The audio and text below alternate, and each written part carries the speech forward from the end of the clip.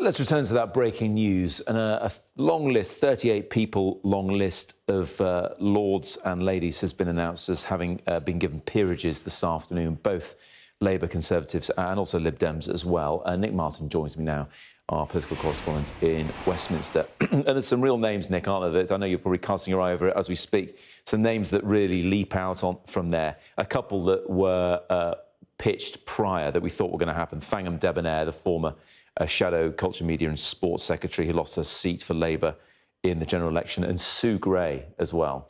Yeah, it's a long list. It's an interesting list. It's full of former Labour MPs who either lost their seat in the general election or Labour think highly of.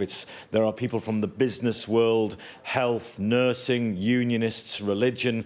But you're right to focus in on a few of them. I mean, Sue Gray in particular, people watching this might recognise that name. Sue Gray was appointed to lead the inquiry into partygate, the parties that were held at Downing Street under the stewardship of Boris Johnson during lockdown.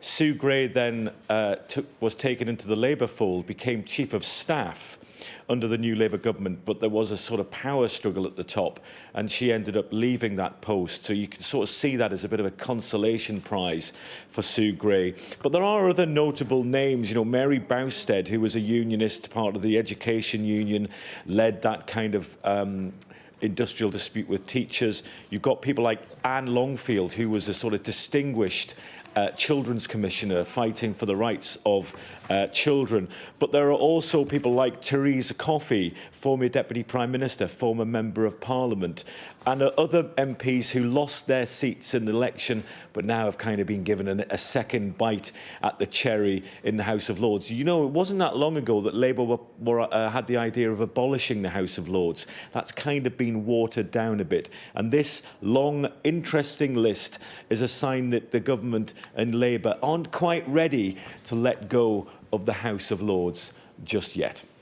Quickly, Nick, another theme that pops up is Labour still trying to put to bed those anti-Semitism claims because they have promoters to the Lords, Luciana Berger, who rejoined the party after experiencing anti-Semitism, and also Mike Katz, the national chair of the Jewish Labour movement.